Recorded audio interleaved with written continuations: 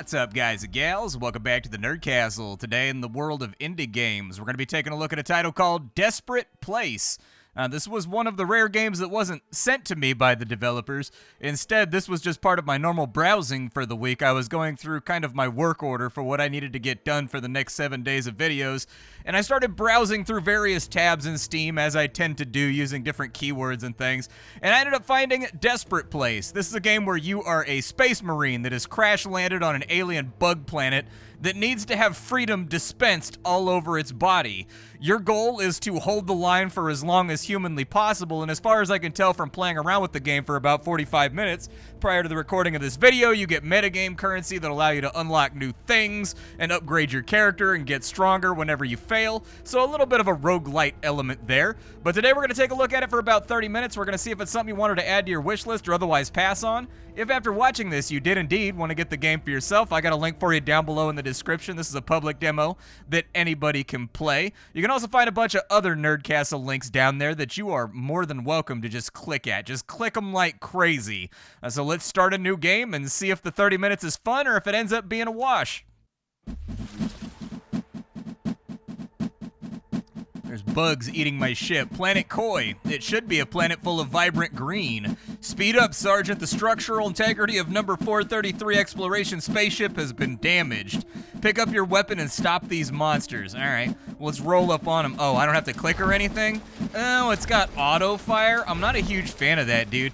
They should definitely unlink that and turn the mouse into a reticle and let the player shoot wherever they want to shoot at. That's not a good start right there. I'm not a big fan of auto shooting in any game, really. I like to be able to control where my muzzle spray is going to go at. These monsters are incredibly ugly. The damn AI doesn't consider our life or death at all. Why would it let us come to such a dangerous place? I'm guessing this game is like midway through its translation or something, because this localization is actually pretty rough and pretty frequently is dropping words. When scanning at high altitude, there's no response from any sign, but we use sound wave detection devices to search for helium-3 and other resources. They all woke up. Fantastic. On this planet, you gotta kill monsters and build different types of collectors in order to get Celestite. It supports our subsequent construction activities. Deliver 3 collectors. Alright. Keep the collectors safe. If they're destroyed, you don't get the crystals this cycle. Gotcha. Alright. We'll drop those on in there. A little bit of a disappointing animation right there. I do feel like they should fall from the sky with like a big thud and a crash, like they're being airdropped from space rather than teleported in. Way more satisfying than something being like and just appearing. I like it when they crash down with the force of the Imperium's might and leave like a crater around them. However, the artwork is really attractive, like it's a pretty looking planet, and there's little details like the puffballs disappear when you walk through them. The grass actually like responds to your character walking through it. So, you know, there's little things here that I'm digging so far. That's got a big red ring around it. It's because this can fire missiles at stuff that gets too close. Let's start off the night phase, see if we can farm up a little bit of crystals from some of the aliens that are going to be in and on their way. It'll also accelerate us a little bit through this tutorial that we're playing around with. The enemy's also going to be coming from the bottom right every single time, so let's get to work firing some bullets at them and seeing if we can drop them. It's firing 1 missile right now. It's not doing a lot of splash damage, but we do want to kite them in such a way that they stay away from the collectors, because the collectors, we really want to get those resources out. Toot sweet. We want it to happen very quickly. And so ending up on this turn, looks like we've got 9 crystals to play around with. They are going to want to get some sound effects on in there, some tinkly jingly type deals whenever you pick up crystals that are coming from your resources. I think also like a mining sound, like sort of almost like a jackhammer drilling sound, whenever it gives that to you would be good as well. It wants me to put in a basic turret down here. Okay, that's going to cost me 4. Wants me to drop another one over here. Okay, I think we can do that, and what's that going to cost me? 5 for some walls? Okay, all of the base deployments in this game, they seem to be predetermined, which is also kind of an odd choice. But then again, there's been a number of fixed deployment games that have come out recently that ended up being pretty good. So I'm going to forestall my initial eyebrow raising until I see further. Oh, those big chunky boys right there. They soak hits. Oh, they didn't care at all. They wandered right through the front gate. They didn't care in the slightest. We should probably save that turret over there, and I would be able to save that turret if I could actually aim my gun and fire where I want to fire. That's a perfect example for why you should never have auto fire in a game like this ever. He was still firing at the big ones instead of firing at the little ones that were destroying a thing that is integral to the base and my defense, and so I should be able to pick and choose what I'm firing at. Building walls will temporarily block monsters, so it's best to flexibly choose between defense methods based on economic conditions. I have 9 crystals right now. All right, we'll put in the walls just because it wanted me to. The battery pack is going to be your supply source for the exploration spaceship. When the power grid is insufficient, various defensive turrets will shut down. Do I have to build that? I wanted to upgrade these over here so that I get more resources. Looks like I have to put in the battery pack. All right, battery pack has been installed, and I think we're ready for another round of defense. I like how you can see the birds flying in too when you know that the bugs are coming. That's kind of like a nice effect to imply the foreboding that something is disturbing the peace of the woods. I don't know if this is going to be good enough to hold off this wave. I think we're going to have to figure it out the hard way. They went straight after my power grid, so that's not perfect. But let's keep firing down here and maybe the wall holds. Yeah, the wall just barely went down, so it's not as bad as it could have been. They did have a warning when you were coming into the game saying that they're still working on sound effects, so I would guess that's probably why we're not getting crystals right there. Upgrade the spaceship to get higher levels of buildings and give you additional power. Well, we have 18 crystals, so let's throw 10 of them at that right there. And then they want me to build a robot base station to give me controllable robots that will help me in combat. I like drone fighting. Let's get some drones. The Operational Command Center has granted all command permissions, and you're now free to decide on your next strategy. My next strategy is going to be, how expensive is it to upgrade this wall down here? It's going to cost me 8. It's 5 to upgrade a turret. Or I could go for a better pickup right here. Let's go for increased amounts of money from our extractors. I want my economic base to be good. We get 34 mobs on the next defense. Okay. Let's wait and see what they do. I've got my little homie robot with me. We'll see how helpful he's going to be in combat. Come down here. Looks like he shoots bullets just like I shoot bullets. Okay, well, let's stay back here then, and we'll kill everything we possibly can that's flying and just going around our defenses. Luckily, the flying mobs look like they're extra strength squishy, which sounds like an oxymoron, but actually I don't think that it is. We need to keep them away from anything that generates resources, so if this battery goes down, that's real bad for us. So the more that we, well, not the battery, but I mean the extractors. So if we can kill these guys before they murder the extractors, I want my double output of resources right there. So we've got 14 resources this time around. Anything that gets destroyed gets automatically rebuilt, but you do not get the output of that thing if it was destroyed. Let's get a level 2 wall. It doesn't look that much different from the level 1 wall that we were rocking around with, but hopefully it's got a little bit more HP. It says 3250, but I wasn't actually able to see what it was giving me before. Let's just upgrade the gun a little bit. We've got plenty of power to last for a little while. I do like that the graphic changes for all of the buildings whenever you go up a tier. That's really nice. And let's see if this new gun actually helps us in a tangible, sort of appreciable, noticeable way. It does look like it's hitting a little bit harder. I'm gonna run interference back here on these. They're still getting through the walls pretty easily, but we did manage to hold all right. My shield is down, so I've just gotta like run away for right now before I die horribly. I think our focus should probably be on defenses. That's what I think. So we got some credits right there, but I don't see where it's actually counting all of our credits at. So I'm going to get the guns upgraded. I'm going to get these missile launchers back here because those seem pretty useful. I can't help but feel like the wall is absolutely not that great. Like, it dies really quickly. What else can I do? I can take this up to level 3. I guess we can try it. At level 3, maybe it hits a little bit harder. I think we have another robot type that we can swap into as well. How many crystals do I have left? Just the 1? There's a tank robot right here.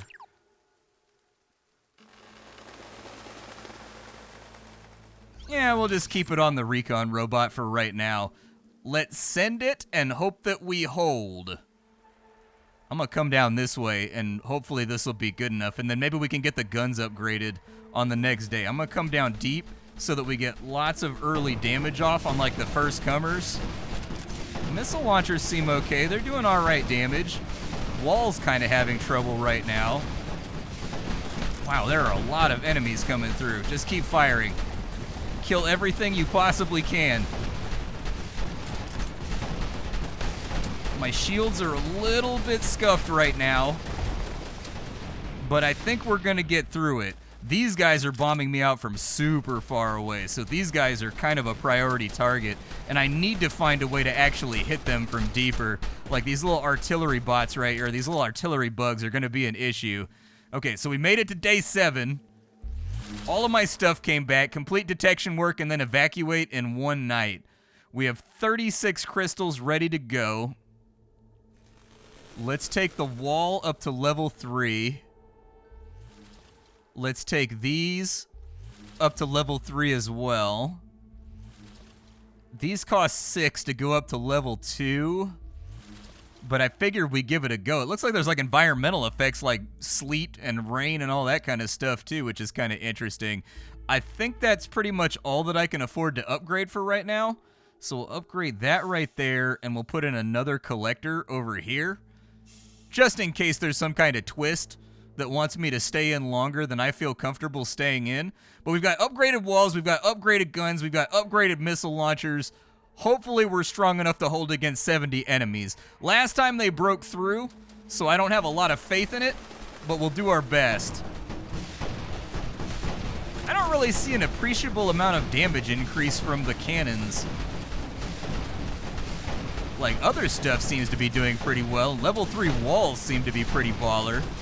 So I can live with that. Yeah, bomb them out, dude. Don't let them through. That's actually, like, the best we've done on a wave so far. Get them. We got to come down and deal with these artillery guys who are camping super far back. They're so far back that they're, like, off screen right now. Maybe shorten up their range a little bit. Or at least give me some kind of turret that can actually fire back at them if they don't just maximally outrange. Alright, congratulations. We got a new character, the Arsonist. That sounds like fun. We've also got a new challenge.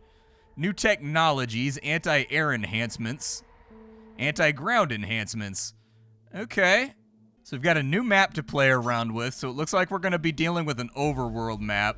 Explore the area to 100%. We have extra targets to gather 90 celestite. The power system doesn't overload at night. We also have the crew over here. So for 50 bucks, we could unlock the Arsonist with a flamethrower. Might be helpful. Inside the armory, we've got some other things that we can get too. All defense towers intraday can deal ground damage plus 100%, but they're weaker to air damage. And that one makes them hit way harder versus air than they do versus ground. Alright. We've also got some challenges here that give us a credit multiplier for unlocking more stuff. So yeah, there's our roguelite mechanic coming in to rear its head. I suppose we can go with the Arsonist. I don't mind taking the Arsonist. Let's get him, and then we'll select him and try him out. And then inside the armory, let's take the extra damage to ground units. Yeah, that sounds alright. Is there a limit on how much I can take? I don't know if I have to slot these in later, or if they're just like counteracting each other at the moment, so we're ending up with a plus 50% to everything. I'm not sure. But in B3, it looks like we're going to be taking attacks from a lot of different angles. So let's just give it a go and see how the fire starter guy does.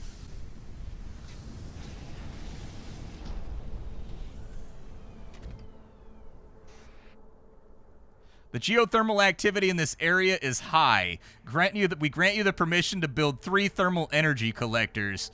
This thing is really rarely used in my memory. Okay. So we started out with 8 celestite. And what's up with these thermals over here? So the geothermal miners are a little bit different than the ones we were using in the last mission. I'm happy to see that they're actually playing around with that mechanic. So we've got a choice here.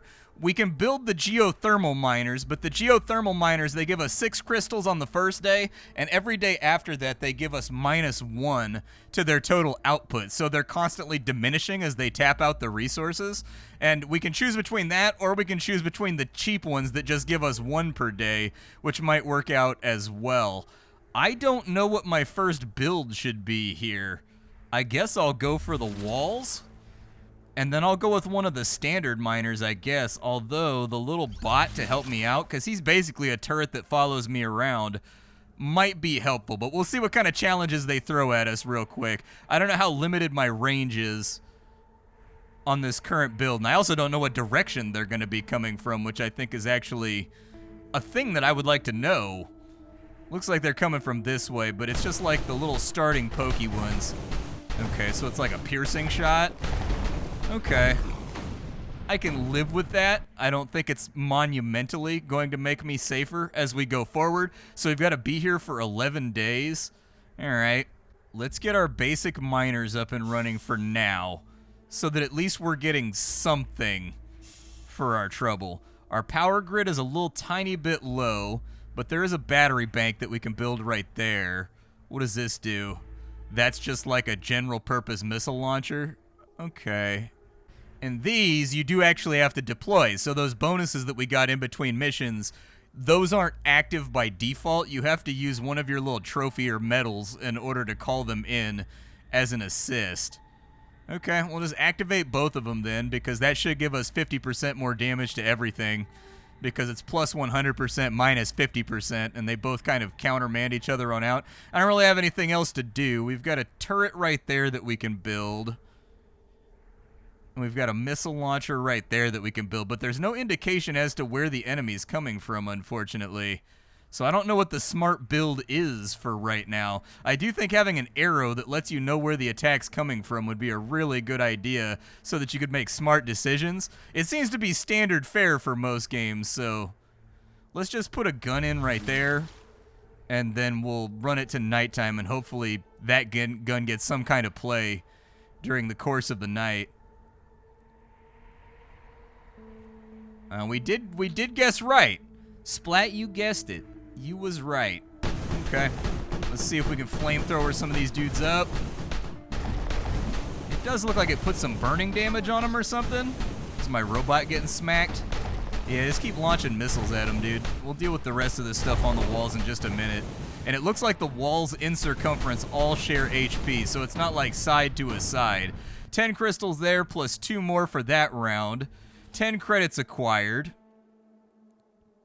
Oh, it is telling us where they're coming from. It's lined up with the corner that it's coming from. It just wasn't apparent because in the first mission, they always came from one direction.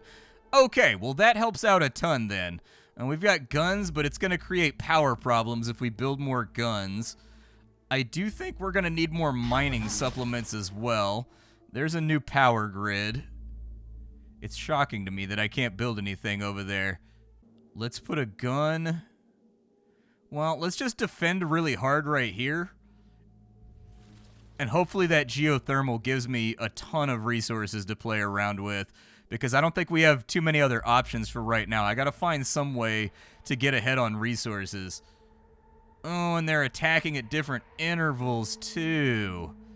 Beautiful. Okay, well, let's just get these guys first.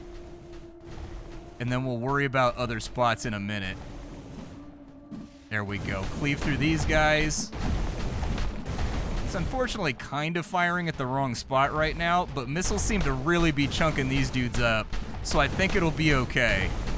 Yeah, I was right. We're okay. We're in a decent spot, and it looks like we got ourselves 20 crystals out to play around with on this junction. The enemy's only coming from the bottom right this time. Oh, they're coming from the bottom right there too. So that means I'm going to try to plop out another geothermal extractor up here since it's safe for its maximum output phase.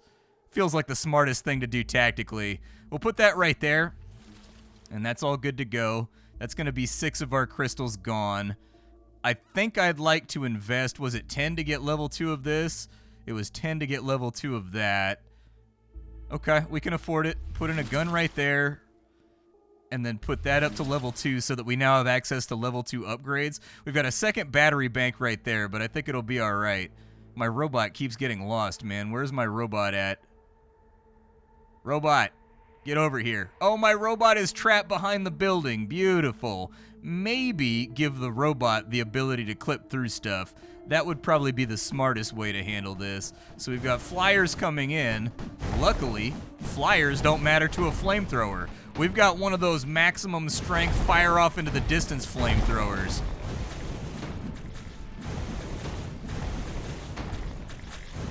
Honestly, I think the flamethrower is pretty good. I'm not unhappy right now with the flamethrower. It fires a little bit slower, but that cleaving that it gives you, dude, that's like chef's kiss. That's the good stuff right there. I can get an engineering station so that I can get 2 more micro collectors, but then I gotta protect them the entire time. What do we have over here? I might just focus on defenses. So we've got a missile launcher there.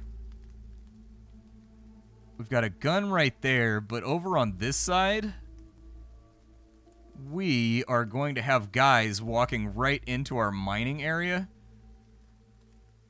And so I think like, I don't know what that is. Is it like a tripwire or like a laser gate? Who knows?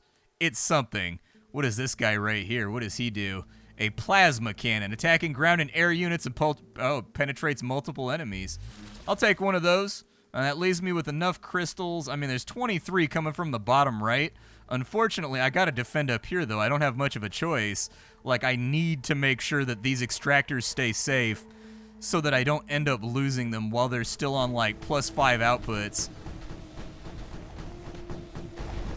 Okay, those guys got bodied already. We'll readapt down this way. I really wish I had my Robo Buddy. Maybe I can snap him out of it by interacting with that console at some point.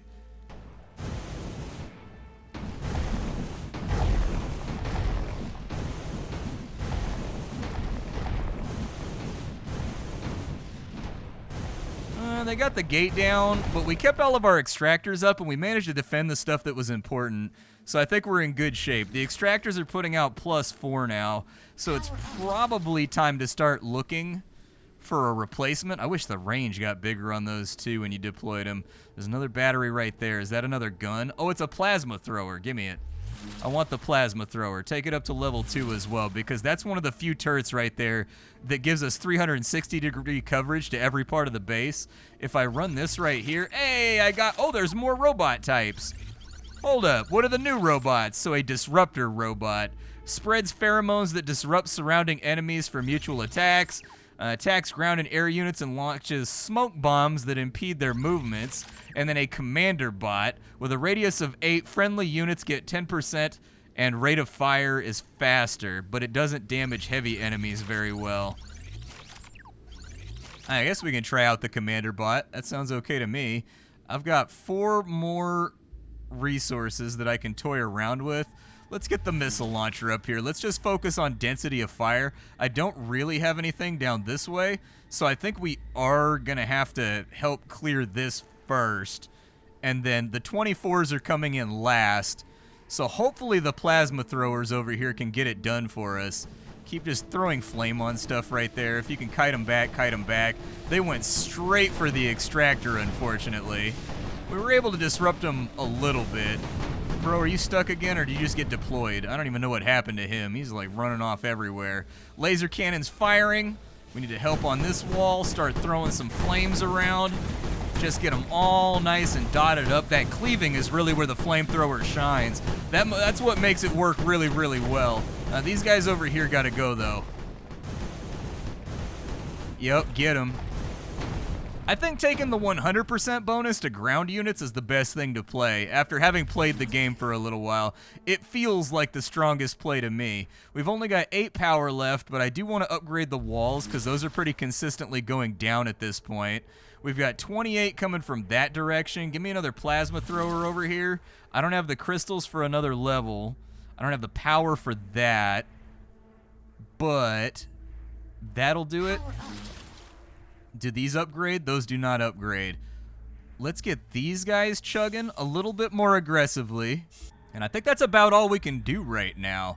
So who's coming in first? These southern guys are coming in first.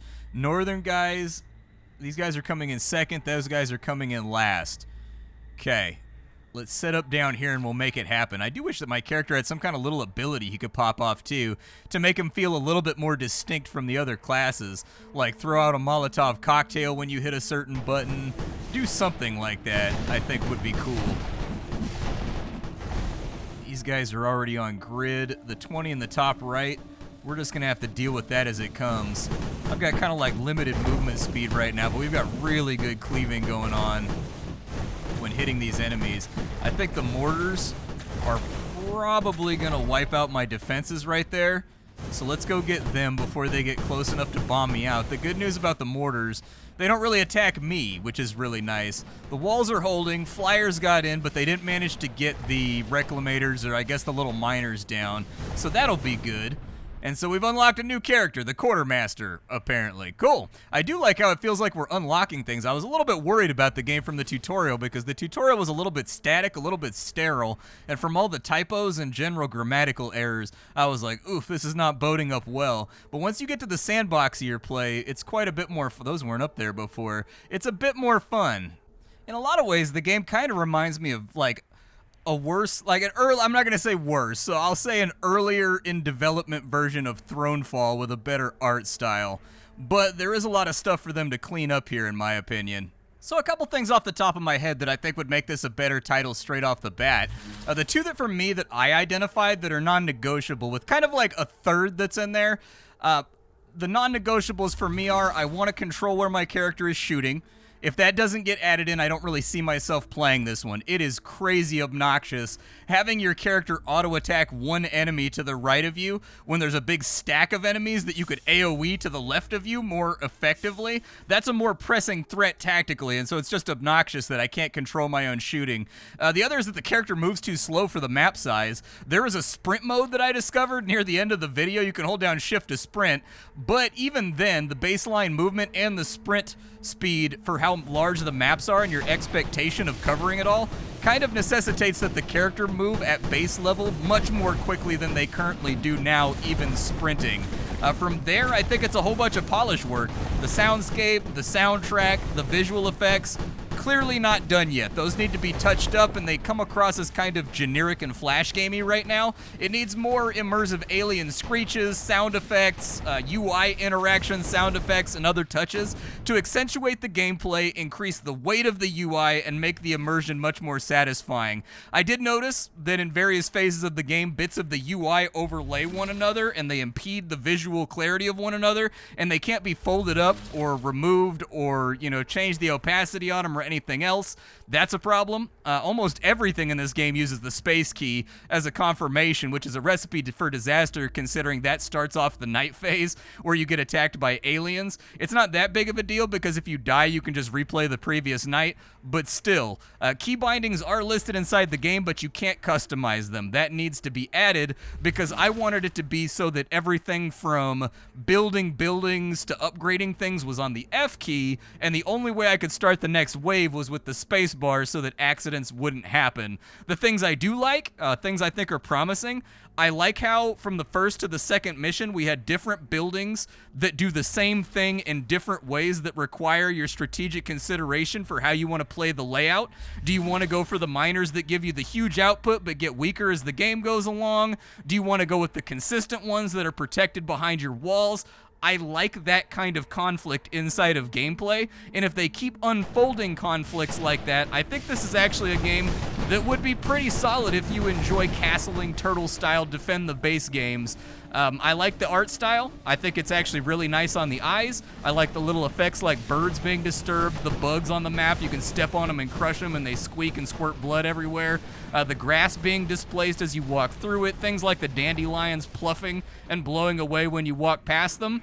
That's really, really good stuff, but I think there's a bit of a ways yet to go for this game if it wants to compete with Thronefall, because it seems to me like this is a game that's trying to make a sci-fi version of Thronefall. I think what they've got, it has good bones, but there's a lot of work left to be done on the things that I mentioned just to get it up to a state where it feels good to play, and then from there, there's all the gameplay considerations to be taken into account too. They need to keep unfolding these maps where you've got a different type of extractor, a different type of turret that does the same thing as the other turret, but in a different way that changes the way you play around it. That's good stuff right there, and I think if you can combine that with the many different classes we saw listed, with the tons of perks that we saw listed, this could actually turn out to be pretty good. So keep hammering away at it. It's not there yet, but with the proper work, it could be. I'll see y'all later. My name is Splattercat. I sift through the pile to find what's worthwhile in the world of indie games every single day so you don't have to. Today up on the chopping block, we were messing around with Desperate Place. Tomorrow, we'll be messing around with something else. That's all I got, folks. Bye.